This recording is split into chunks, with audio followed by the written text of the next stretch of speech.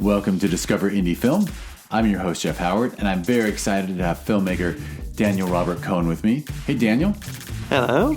All right, so we just did a great interview. It was the last episode of this podcast, but this episode of the podcast is not going to be about Dan and his film, although let me pitch it for 1 second because Dan's music video, The World's Gone Nuts, that yes, stars a cast of all squirrels, is going to be in the Discover Indie Film TV series, Season 7. It's going to come out on January 15th, 2023. So that is why Dan's here talking to me. We're both sitting at microphones, and we went ahead and talked about him and his career and his upbringing and what got him into film and how he happened to make a music video starring squirrels and all his other exciting projects he's done. But this podcast ain't going to be about any of that. It's not even about the TV series on Amazon Prime Video. Yeah, just go to Prime Video and search for Discover Indie Film. Enjoy Dan's film. But anyway, this is the Discover Indie Film 4 Questions episode where Dan will answer 3 favorite films, a film that's underrated, a film that's overrated, and a lesser-known film that people should seek out. It's really just a fun way to start a conversation about film. I don't always add this tidbit, but I'm buying Dan time to think of his 3 favorites. So, truth is, I have a friend who's a professional drummer, and he loves to stir shit up on Facebook by saying, like, who's the most overrated drummer of all time? And, like, people put in their suggestions. He's like, no, it's Neil Peart, which is blasphemy for so many people. But anyway, he inspired me to do the same thing with film. So that is why I started this 4 questions thing. And I'm just going to throw it over to Dan. Do you want to, are you ready for your favorites? Or? I think so. All right. Go for it. All right. I'm going to go. John Hughes was hugely influential. So I just gave you 2 huge thumbs up because I think he's so underrated. 2 of them, I think, were my 2 of my favorite films. Was Breakfast Club, Ferris Bueller's Day Off, and then the third one, not John Hughes, When Harry Met Sally. I love that movie. You love that, right? So you love that. I like comedies. That's quality, quality studio comedy. Interesting. Yeah. I kind of want to have a John Hughes chat now because I'm a Hughesian myself. Although I'm almost most impressed with like Planes, Trains, and Automobiles. Okay. Like to me, like when he stepped and I think she's having a baby is like an amazing film. Yeah. Yeah, but I love. I mean, if I'm going by how many times I've seen these movies, you know. You know what's funny is our 15-year-old. I keep telling her it's high time you saw Ferris Bueller. It's such a good movie. I mean, so good. John Hughes had that magic of being able to take a studio comedy and really give it a heart and make it so memorable. Like, absolutely. Yeah. All right, for fun, because we're about the same age, I'm going to share. I have a little insider info on John Hughes that I bring up sometimes, which is when I was in college, I dated a girl whose previous boyfriend had been a young actor, and he's actually the dude in 16 Candles. I don't know if you remember, but in 16 Candles, there was Michael Anthony Hall, and then he had 2 best friends, and one was John Cusack, and one was a guy that nobody knows who he was. That was her boyfriend. And he told us how, at the end of when they were about to have a little break or something, John Hughes would give each of the teenagers who were working as actors on his set, he'd give them a couple $100 and say, go to the record store and buy me whatever you think is good. And that's why John Hughes was always in touch with the music that teens loved, because he just said to teenagers, you buy me records and I'll listen to them. Wow. And that's why his soundtracks and everything, isn't that cool that he just handed money to kids and said, I trust you more than a music supervisor. That's awesome. I think it's awesome. That's why I share it. That's great. Doesn't that make you love him even more? Totally. For sure. All right, well, excellent choices. And we're already to question number 2, yes. which is an underrated film. An underrated film. And is this the same as something I would recommend? Is that what? Sure. Well, I mean, they're all different, but like a film that you do think is particularly well made and it doesn't get acknowledged, it doesn't get its just desserts. Okay. Well, there's a movie that I don't think that many people know about. It's a documentary called How's Your News? and it's about mentally challenged kids that go cross country. And it's actually made by Trey Parker and Matt Stone. And they have a news program. And I think they made it into an MTV series. But that movie, I really love that movie. It's not really that known. Yeah, it's no, like, that could have been your lesser known to my seek lesser out. known, I guess. Yeah, that's my lesser But known. also, yeah, and I gotta say, that sounds amazing. I want to say, I mean, I'm a huge Trey Parker, Matt Stone fan. I think they don't get the credit they deserve. Yeah. Shit, I don't want to feed you an answer, but I think the South Park movie, Bigger, Longer, and Uncut, is way better than people give it credit. I actually think, even though people 100%, love it, but 100%. Brilliant. It's probably deserved best screenplay. That is. It deserved all kinds of awards it didn't get. Absolutely. I'm going to take that, actually. Feel free. You want that to be your underrated? That is absolutely my underrated, because that is like really... Is that not the best script written that year? I mean, totally. Or in a decade? America bombing Canada as an excuse for bad parenting or whatever. I'm blanking on. I'm that's another one I'm dying to show my 15-year-old. Bigger, Longer, and Uncut. Went right over Paramount's head. Yeah, well, and there was original. Their first title got rejected, and then they did a dick joke title, and it went through. Right. I wish I could remember the trivia of the first one that got rejected, but. And by the way, the music is just so good. Yeah. Oh yeah. I think Uncle Fucker might be the best thing ever written. But no, I weep during that film when that opening Mountain Town song. I'm like, this is beautiful. I'm touched. All right, I've shared too much. All right, fine. I fed you. I gave you your answer for your underrated. I forgot about that. But now you're on your own for overrated. Right, overrated. I have one actually. Excellent. And it's my boy Spielberg, because I love Spielberg. But I felt like The Post was, to me, it was just so slow. I really felt like it just could have been so much more engaging, that one. I was really surprised, actually, for me. Yeah, and that was the one about the Washington Post, right? Yeah. Yeah. It was like sitting around and drinking tea like all day.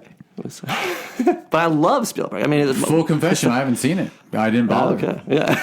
Okay, there you go. It didn't look good. There you go. The trailer didn't pull but you didn't in. they throw it an Oscar nom? It did. They did throw it an Oscar nom. That's why I think it's overrated. Yeah, totally. Yeah, it was. Well, should we have a Spielberg chat? I could ruin your opinion of me.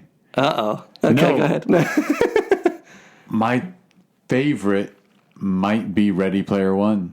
I haven't seen Ready Player One, actually. I think that might be his best work. Really? And before that, I thought it was Munich. I thought Munich was incredible. I thought Munich was one of the best things he ever did, because I felt like he restrained a lot of a lot of the tools he would lean on too much for me. Yeah. I think he just left them behind and made this amazing film. Film. Interesting. I got to see that one. Yeah. Yeah. Well, you have to see Ready Player One. And I should watch Munich again, because God, I couldn't. Oh, no, Munich I definitely saw. But Ready Player One. Yeah. Oh my God, Ready Player One. I just thought of another awesome movie, though. Also, Argo was an incredible movie. Oh, you love Argo? I love, yeah. You're an Argo guy. Such an edge of the seat. I had a problem with Argo. Really?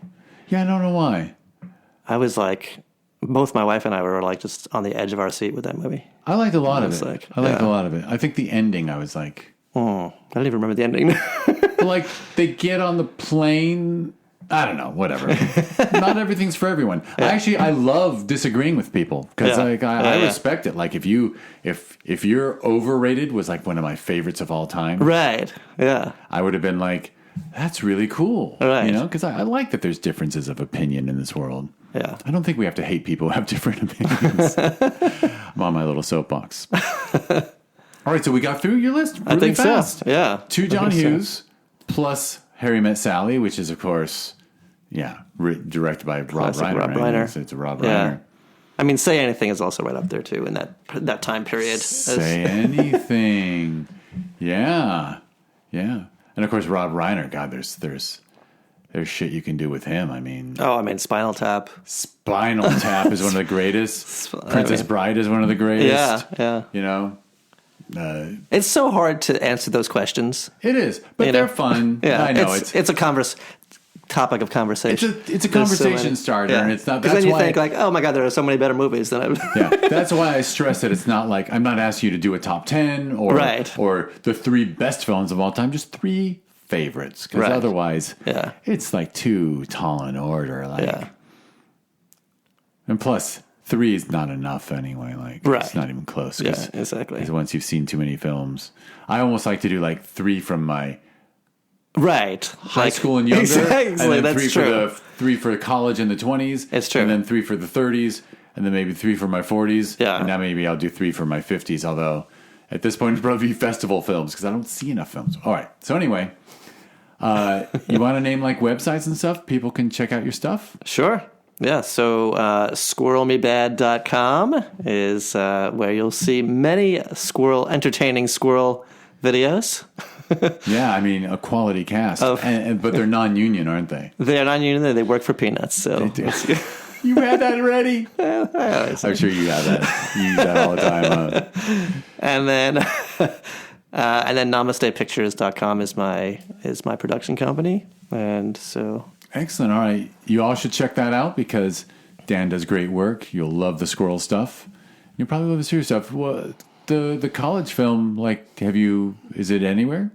Oh, yeah. So Eyes Beyond Seeing, it's not really. It's not really. There's issues, but... Oh, really? You don't have full rights or you use some stuff for...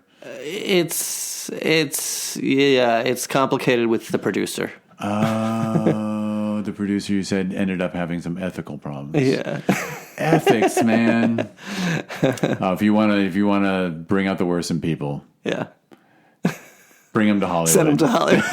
Absolutely. And then the person you thought you could trust with your back, you're like, oh no, that's a bummer. That's a major bummer. Yeah. Because nowadays there's like you can see the trailer online.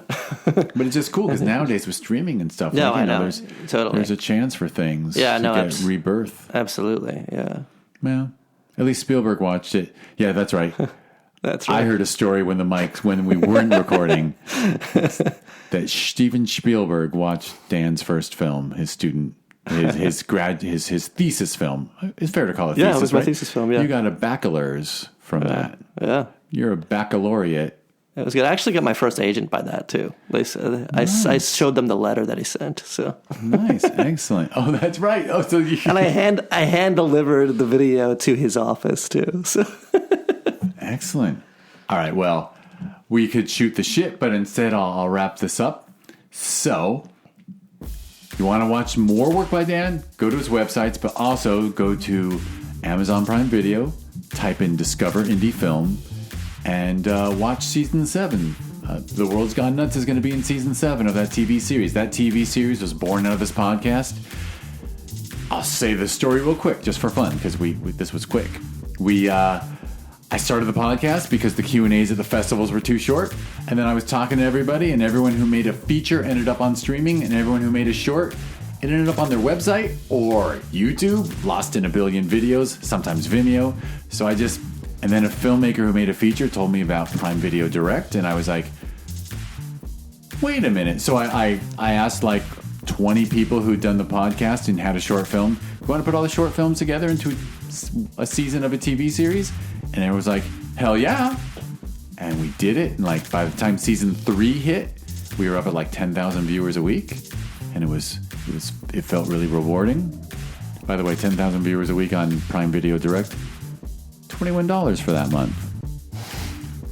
Yeah, you don't get rich off Prime Video, but it was free included with Prime. But then they pushed us out of being included with Prime. So now I must ask everyone, go to Prime Video on a smart TV. If you have to watch it on your phone, fine. But go to smart TV, go to the Prime Video app, and type in Discover Indie Film. And yes, it's 99 cents an episode or $7.99 for a season. But at $7.99, you're seeing like 25 quality short films, handpicked from the festival circuit, made by filmmakers who probably made them with their own money or by having a group of friends and family help chip in. It's movies made for the right reason from their hearts. So just, $8 to watch like 20, 25 films.